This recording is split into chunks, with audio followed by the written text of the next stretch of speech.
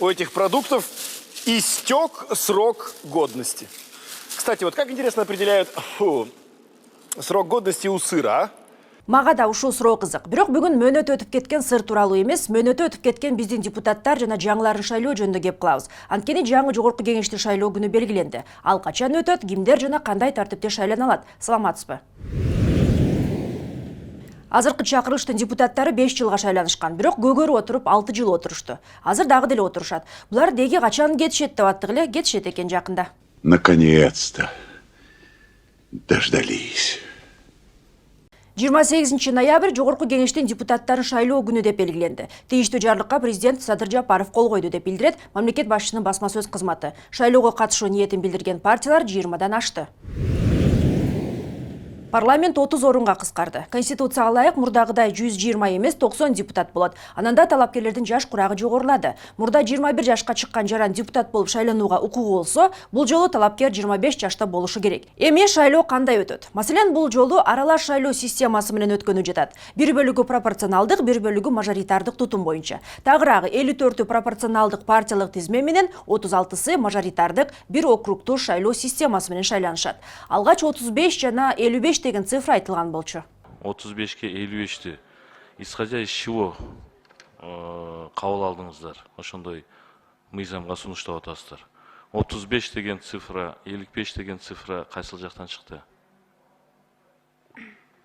Ну, при рассмотрении этого вопроса были варианты 45, 45, 55, 35.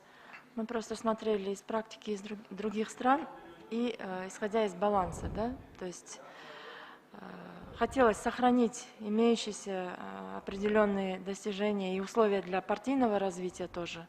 Хотелось сбалансировать сохранение квот в составе жогорку кеңеша, поэтому был выбран вариант 35.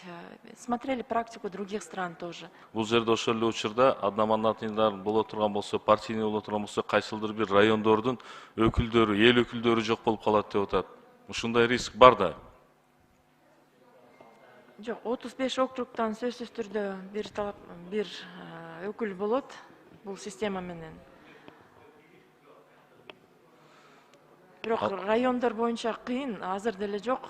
Бүгүнкү 120 жогорку кеңеште айрым райондордон жок өкүлдөр.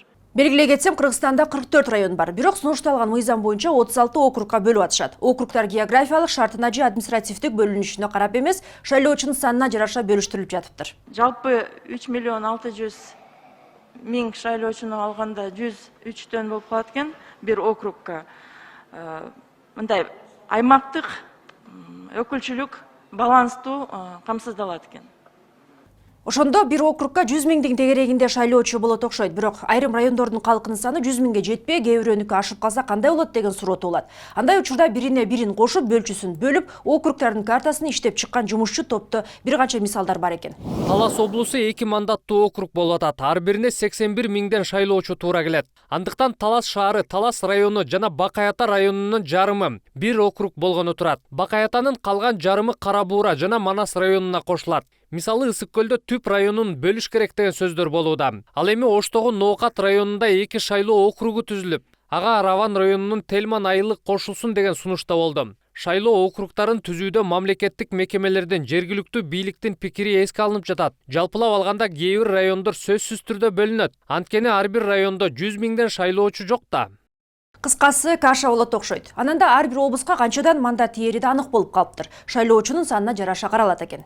Талас облусунда 160 миң, Нарында 200 миңден ашуун шайлоочу бар. Ошон үчүн аларга 2ден мандат каралды. Ысык көл жана Баткен облусунда 300 миңден ашык шайлоочу болгондуктан аларга 3төн мандат каралды. Бишкек шаарында 400 миңден ашуун шайлоочу бар. Бул жерде 4 шайлоо округу түзүлөт. Чүйгө 6, Жалал Абадка 7 мандат туура келет. Ош облусу, Ош шаарында 901 миңден ашык шайлоочу бар экен. Ага 9 мандат бөлүнөөрү каралып жатат.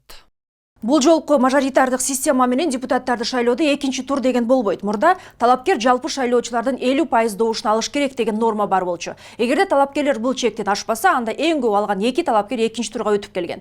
Азыр ким көп добуш алса, ошол парламентке депутат болуп келет. Ne dediniz?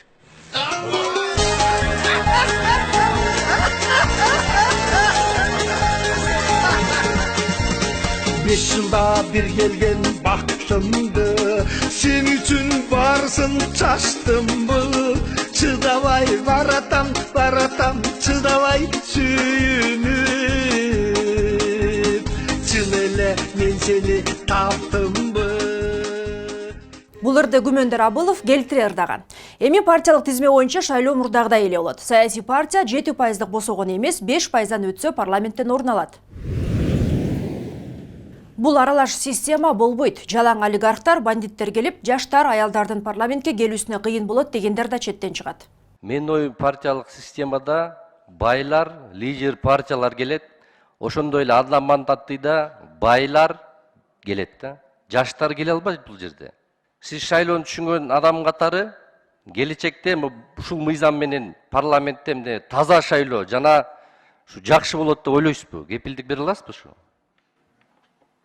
Таза шайлоо жалаң эле ушул киргизилген системадан көз каранды эмес, бирок киргизилген система бир нече кечээ дагы бүгүн дагы айтылып кеткен бүгүнкү күндөгү орчундуу маселени чечүүгө жол берет.